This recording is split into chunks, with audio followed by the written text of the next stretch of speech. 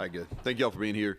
We're going to talk about the bowl game on Friday, so we'll do another one of these on Friday. So anything to do with the bowl game, let's hold till Friday if you don't mind. Special day for us here at West Virginia. Really special day for really any prospect that's signing.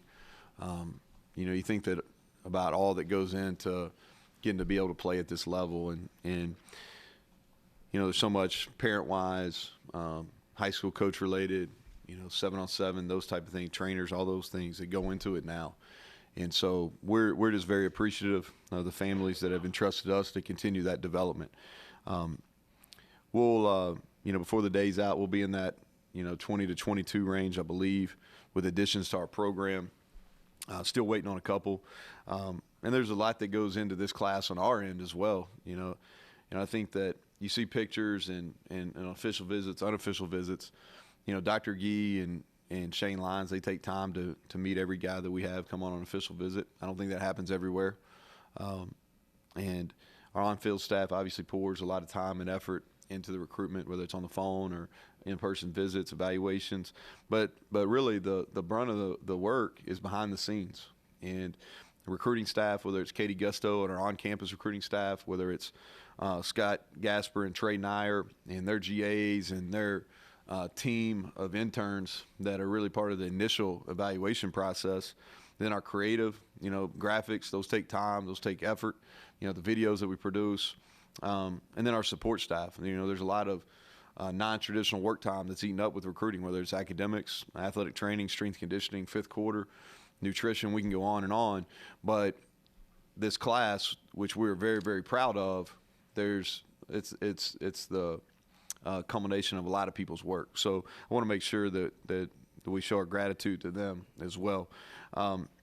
With that, I'm going to open up to questions. Feel free to ask, if you want to ask about anybody individually, if you want to ask about the side of the ball, however you want to ask. But this is a group that we're really excited. It's been a group that we've put countless time into, and it's a group that thankfully we got to evaluate most of them, from camps to going out and seeing them play this fall, and then they are able to come on campus for unofficial visits during the summer, unofficial visits for games, but also official visits, which is refreshing since we didn't get to have that last year, which I'm frequently reminded by the 21 class we didn't get to have official visits. So with that, questions. Great. So start with generic, just identifying needs. What did you see? Probably a year ago you were doing that. Needs in this class. How'd you fill them? And are there still needs going forward? I'd assume because you still got a bunch of scholarships. Yeah, we will. We'll have 32 that we'll sign for sure. And so really when you're dealing with that number, and we felt confident that NCAA was going to make some kind of ruling that would give you additional scholarships. So we knew that we would have more than the traditional 25. We didn't know what that number was until they released it a few weeks ago. But we will have 32 that are available. We'll use 32. We want to probably be in that. I think we've talked about this maybe during the bye week or maybe after, is we want to probably be in that ballpark 25-ish range for high school student athletes, and then add some transfers. And all the transfers we won't add, in the next month. Some of those are going to be post-spring practice as well. Once you have a chance to, in case somebody gets injured, you can go through the evaluation process during the spring. But that's the thought process. And really from a need standpoint, what we did is we try to address everything, because we do have some light rooms. And if you look at it offensively, high school quarterback, I think that's always kind of the focal point of any class, because the quarterbacks develop leadership skills within their class first and foremost, which is something that Nico definitely did. We felt like we needed to add an older running back. We would like to add a high school running back, a kid that we felt really good about, and still I think he's a good person. He changed his mind and wants to stay close to home, and that happens.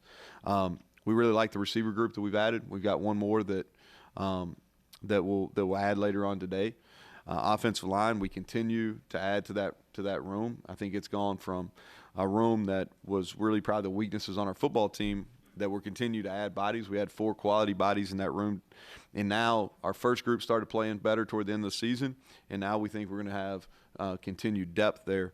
And then Corbin Page at tight end, and he's a guy that has a variety of skills at that tight end position. Defensively, if you look at it, linebacker was a point of need. we're down numbers there.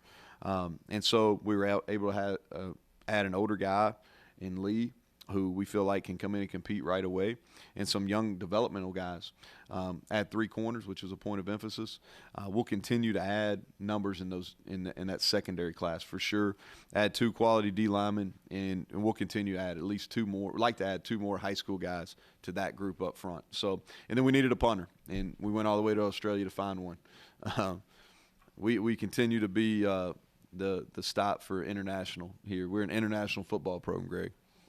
Along those lines, I'm counting 15 states, 2 countries, no 3, airport because here. really it should be 3 because Asani was born and raised in Jamaica and really went to high school here for a little over 2 years at Collins Hill. And so, yeah, I didn't mean to cut you off. Sorry, Dan. No, I was just going to say the logistical challenges of doing that when you don't even live in a town where there's an airport. Yeah. So the last 2 weeks were hectic, So the recruiting evaluation period, contact period starts the Sunday after our Kansas game. And really from that Sunday after Kansas, I was gone that whole week. And our staff was gone the whole week. We came in, we hosted, I think, 3 official visitors that first weekend. Left out again Sunday. Okay, came back again Friday late. Hosted, I think, 6 official visitors last weekend.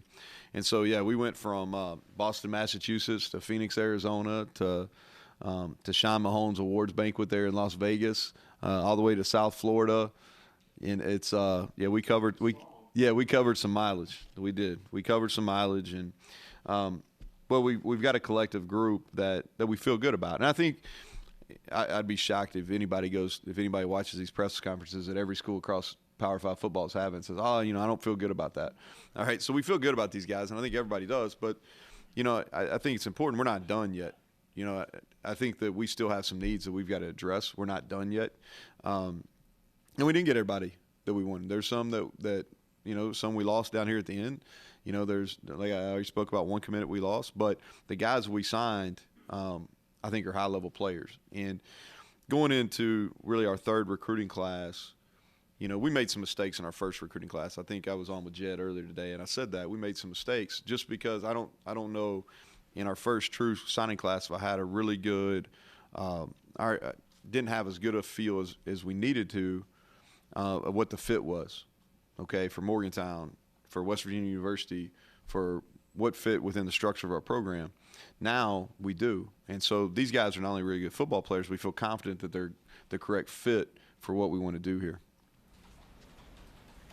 Obviously, you talked about Nico a little bit. Go into depth on him. What would you see about him going to Arizona for a player a little unusual? So just it is. He so his mom's from North Carolina, so they have some family here on the East Coast. And the thing, he's got some it factor. I think he's going to be a guy that's a fan favorite from day one. He's got charisma. I think he's got strong leadership capabilities. He's a student of the game. He loves football. He's been groomed from an early age by his father, Ken, to be a Division I and hopefully an NFL quarterback. But when you go watch him play, and I was fortunate enough during the bye week to be able to go out and watch him play, dual threat. He's left-handed, but the ball comes out of his hand really smooth. He's got a strong arm. He can run. He's a physical runner, and he's a great teammate. And you think when you get to know these kids, oh yeah, good kids.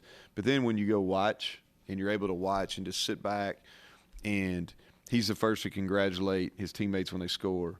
He meets the defense when they come off the field.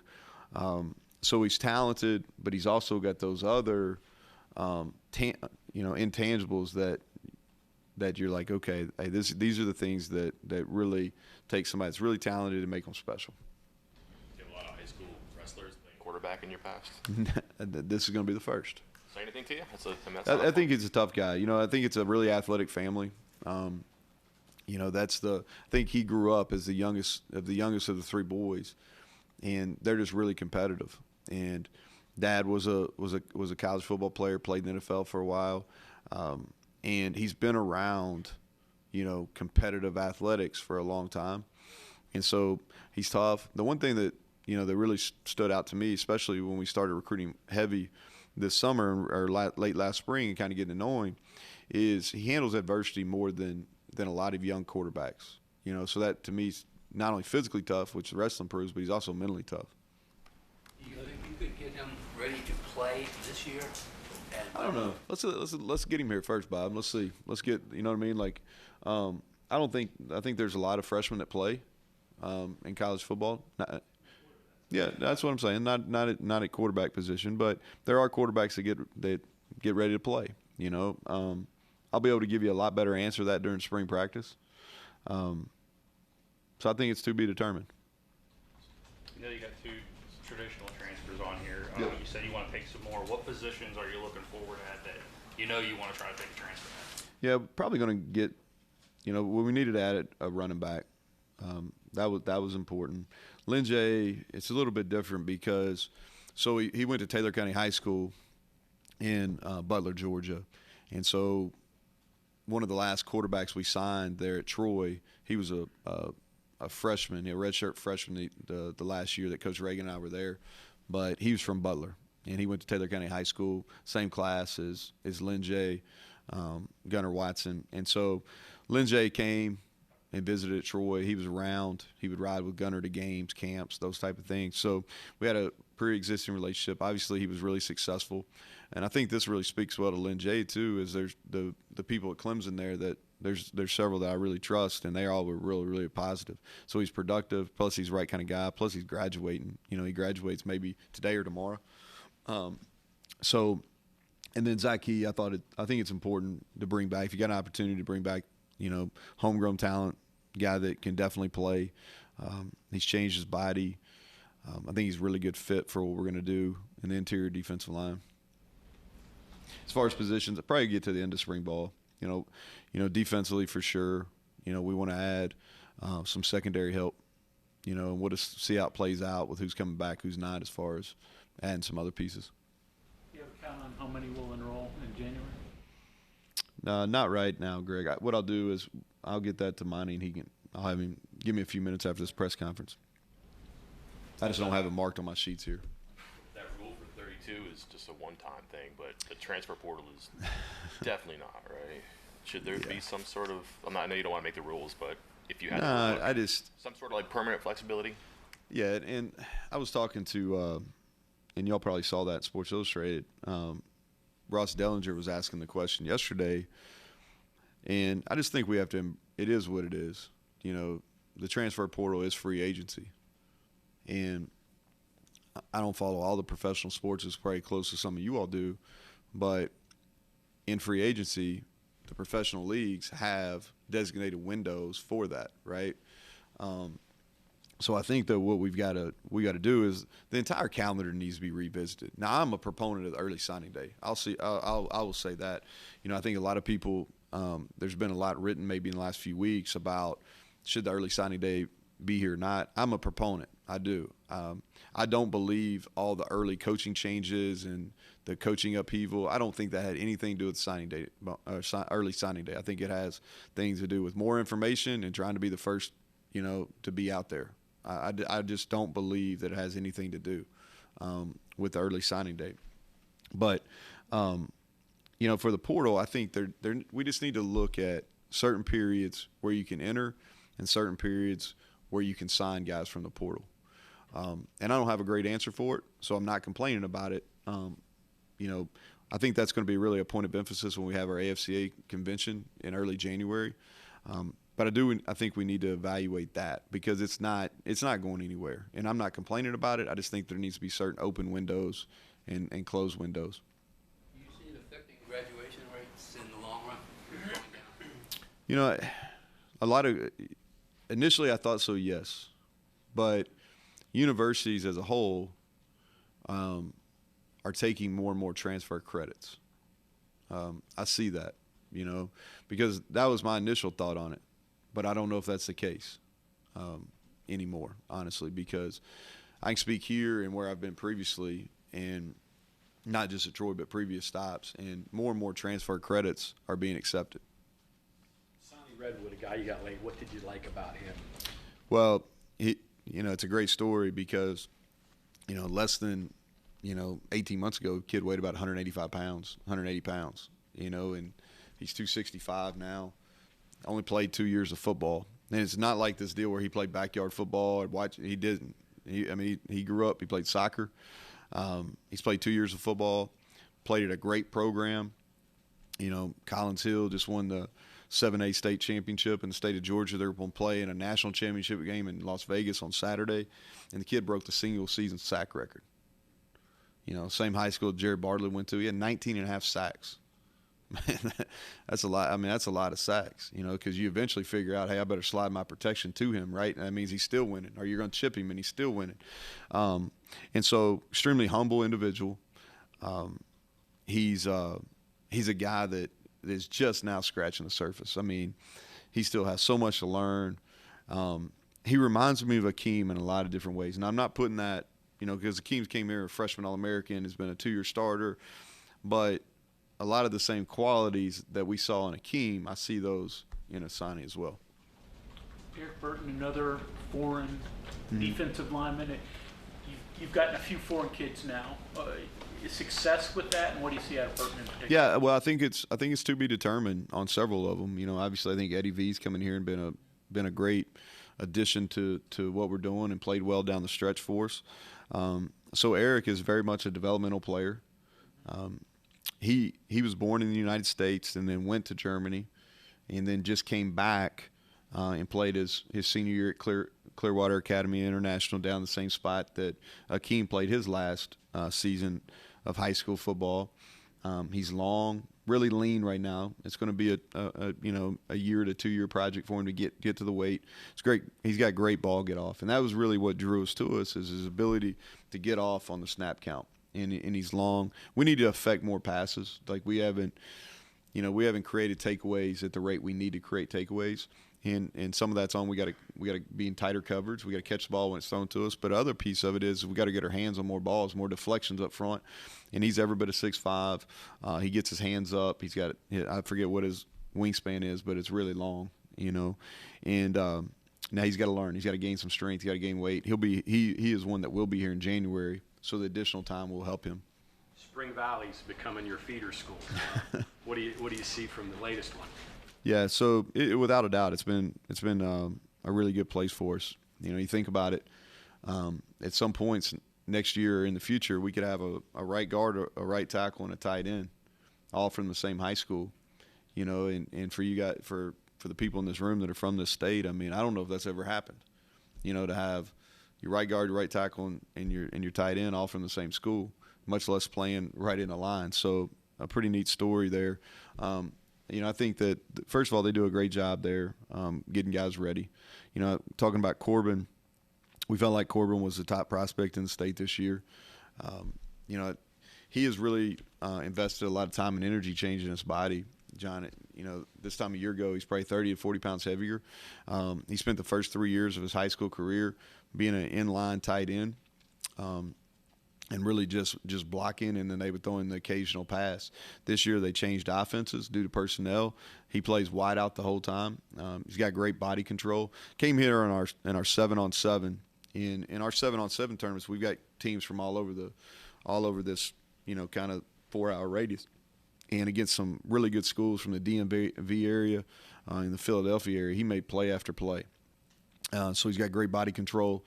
And so a guy that we're excited about, I think that he can do everything that we want a tight end to do. And that means from a receiving standpoint, playing in the backfield, playing with his hand down.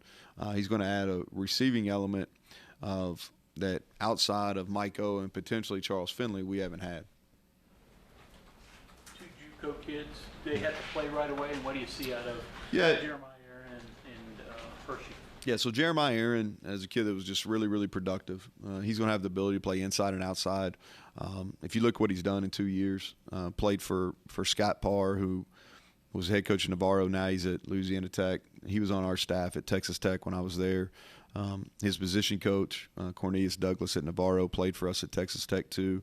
I like Jeremiah because I like his skill set. I like the fact that he was really productive. He was a great perimeter blocker as well. He's strong, and he was really good in the return game. He was a punt returner, which is something that we need. We've got to improve at. and then he's a proven kickoff returner too. So, and then talking about Hershey McLaurin, on the all-name team for sure, but he was a high school quarterback. Hurts his knee, misses his entire year. Great student. Could had several opportunities to go play college football coming out of high school or use his academic prowess. Chose to go to Jones County Junior College, one of the better junior college programs in the country. Goes there. They move him to safety. He looks the part. He was here this past weekend. Great family. He's long, every bit of 6'2.5" to 6'3", 200 pounds plus. We fully anticipate him coming in and be able to compete. We really do. He'll be here in January. Another guy that, those jobs are going to be up for grabs. We've got some guys that we're redshirting this year, and we're adding Hershey, and probably will add, at least one more body in that room at some point. And so, but we're excited about him. You went to Australia, obviously, got a punter. What did you like about him, and do you see him as a factor pretty much from the get-go with the scholarship? Yeah, absolutely. That's why we signed him. Now, he's got to go win the job, but that's why we signed him. He's from the Pro Kick organization, and if you look across college football, most of the guys that are from Australia are through Pro Kick. They do a good job of training guys there. Ali, he's unique. He can kick both feet. He can roll to his right. He can roll to his left. He can kick spirals. He kicks end over end. We've had Tyler's done a nice job. He had a much better year 2 than he did year 1. But what Ali will give us the opportunity to do is change field position. We'll be able to kick away from the returners. People may have to use 2 returners. 2 returners means less rushers. We think he can potentially be a game-changing type of player within special teams. Zach Anglin messaged me. He said, "Will we be able to punt with both feet at the same time?" No, I don't know if he can hang in the air. I guess and I think it's important too. Is like, our fans will remember Josh Groudon, who was tremendous at the pooch punt. And so with Josh, we rolled right and left, and he was able to kick across his body, and he did a nice job. This kid can do all that, but he has a stronger leg than Josh, and that comes from Josh. So I'm not on him. Josh, give you a little recommendation on him? Oh yeah, he's pumped. He's pumped. He reached out to me on Twitter, and he was pumped. Is that versatility, you think, the reason so many people are going that route? It seems like everybody has an Australian punter. Yeah, well, I think it's probably a little bit of a copycat. There's copycats all over, you know what I mean? And but no, they've been effective. At the end of the day, what you're trying to do is you want to change field position, you want to take the return out, and you want to make people not want to rush you. And so what the Australians have done is they've been able to kick away. They're great at placement. The ability to go right and left means you can alternate your protection. And so without a doubt, I think it's something that's you're seeing in the NFL, you're seeing across Division I college football, and I anticipate it continuing.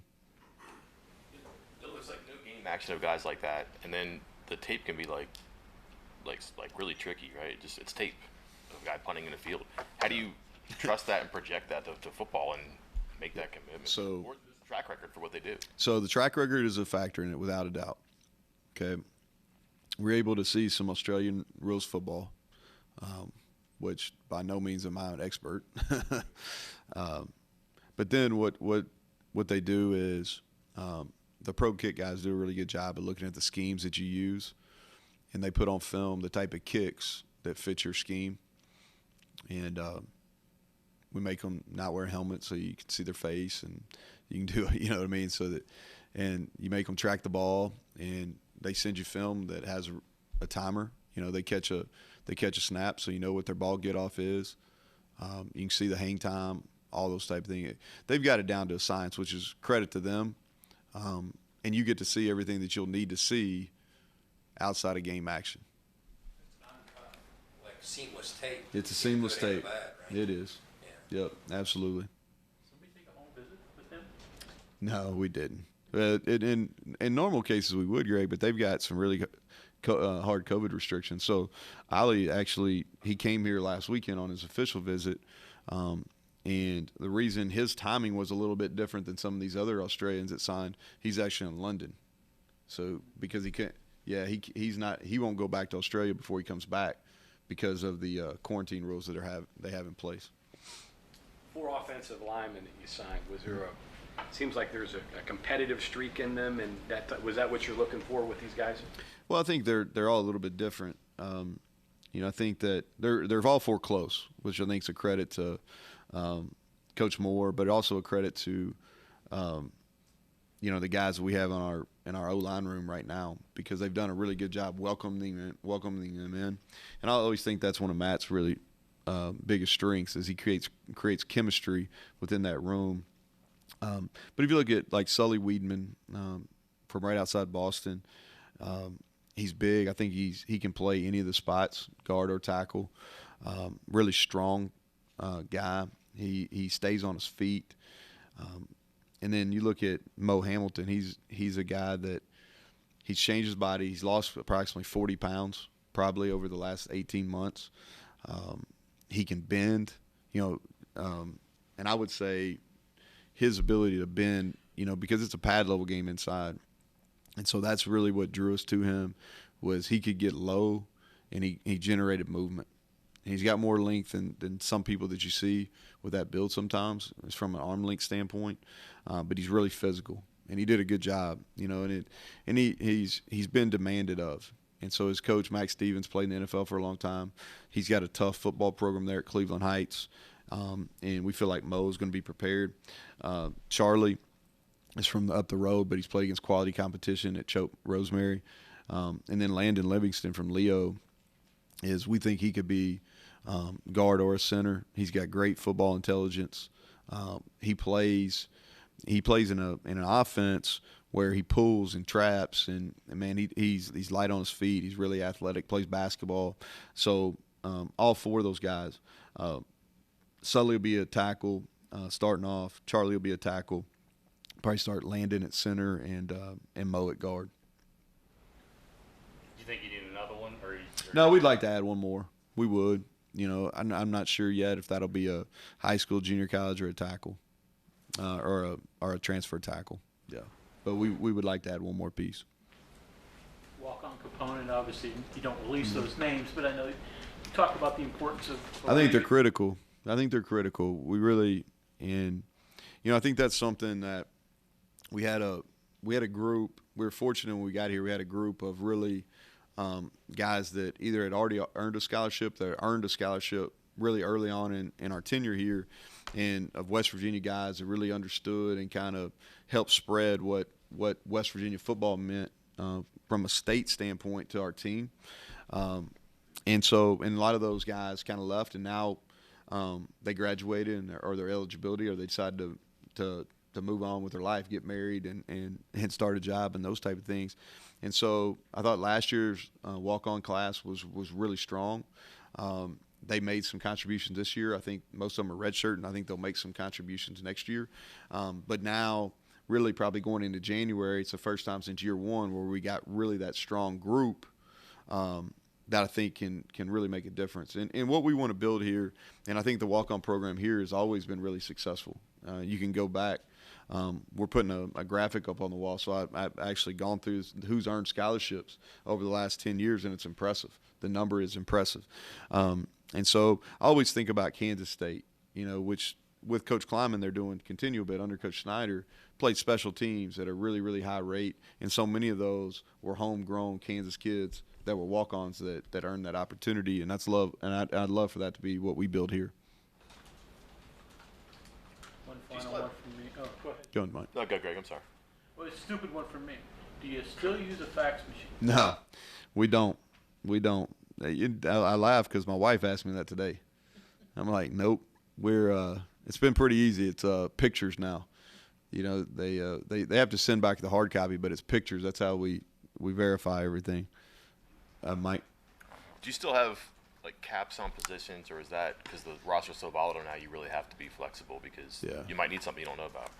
Yeah, I think you always got to hold some open spots. I think that's a starting point, and then it's that's something is within the profession. Like I was on the phone earlier in the week with another head coach, and we were having that exact same conversation, Mike, about because it used to be like the way we do our roster numbers is you want to say, like, give you an example. You would want to be at 5 quarterbacks, 15 offensive linemen, 6 running backs.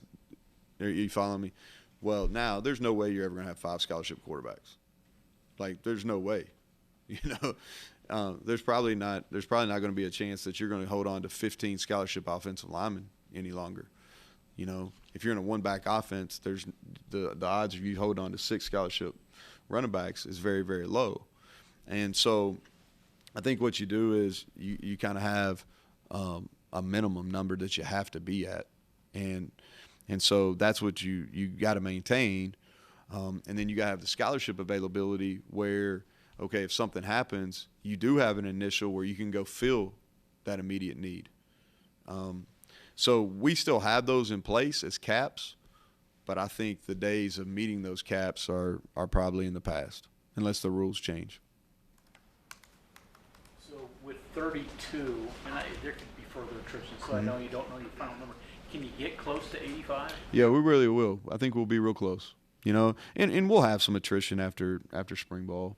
And I know our fans think we're the only ones that lose them. Now, we've lost a little bit more than some, but, I mean, it's just that's just the world we live in now, you know. And honestly, Gray, I used to take it really, really personal, you know. And there's some that when they leave, I'm like, man, that's a lot of time. It's a lot of relationship. But it's just, I think that's the era of college football we're in right now. And so we will be able to add 32. It won't be above that. You know, the 32 is the hard number this year. We will, I'm sure, have some attrition, you know, between now and the end of spring, you know, just like probably everybody else. But I do feel this is going to be the highest number of scholarship players that we'll have during a season. I do feel confident in that. The connotation with that is completely different now, too. You know, you said you used to take it personal, but Yeah. guys leave now. It doesn't matter. You could do everything right. Guys could be playing. They could leave. I mean, it used to be a sign of issues, and now it's not necessarily that. Yeah, I mean, just you know, look at some of the programs that have lost kids here recently. I mean, I think it's, I think there's a few different elements to it. Is, you know, I think that there's one element that we probably don't think about or give as much credence to that actually we probably should is this. They see it on social media and they think, oh, well, all right, that is an option. Maybe I need to pursue that.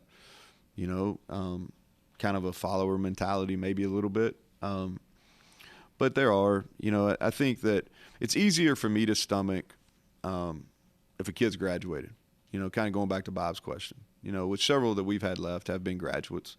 You know, I appreciate the ones that really handled it the right way, you know, and come and talk to you and explain where they're at. And most of them is they want to go because they want an increased role, you know. And while you don't want them to leave, like, you at least understand where they're coming from, Keenan. You know, like they either not playing and they want to be in the 2 deep, or they're a backup and they want to be a starter. Now, some of the advice that they're taking, you know, I think is very questionable. But if they come and they handle it in the right way, then, hey, you understand. You know, and some of these that we've had or that are out there too are disciplinary issues, you know, and I don't think it's necessarily the college coaches that put everything out there, you know, because we are in a business where we're trying to educate and help develop young people. And so if they didn't take advantage of the opportunity at your current school, there's no reason to hamper their ability to go help to find a place at the next one. So I don't, you know, there are some that still you're like, oh man, you know, what do we? Because you always evaluate what'd you do wrong, you know, and in some you can beat yourself up. There's nothing you could have done, and so it is different, you know, and you still want to hold on to all the ones you want to keep, but that's probably not the reality that we live in right now. And the portal gets you right, and I think of Baylor, who won 2 games and they won 11 this year, and they had a bunch of transfers. Yeah. So there's a lot more to that, John, than, you know, what I'm saying is they hit 2 O linemen and a D lineman, which were huge hits. I absolutely agree with you on that.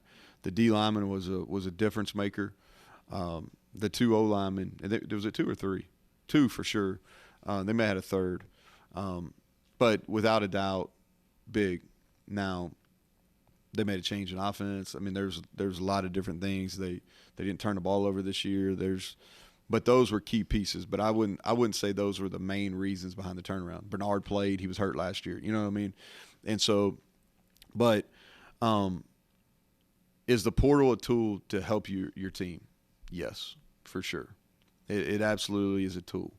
But I think you gotta be careful that you're adding the right pieces, you know? And so, but yes, is it something that we're going to use? Yes. You know, we added 2 today. You know, I think there could be 5 to 6 or so more that we'll add. You know, I think that can it be the sole? I don't know. You know, the Michigan State, they had a bunch, John, but I haven't really, you know, I haven't studied how much of a factor they made. Obviously, the running back did. He gets a lot of press, you know, because he had a tremendous year, you know, finished in whatever place in the Heisman Trophy candidate, as a Heisman Trophy candidate. But they also had a lot of older guys who were in that program that had been playing and just played at a higher level this year too. But it is definitely a tool. I rambled there.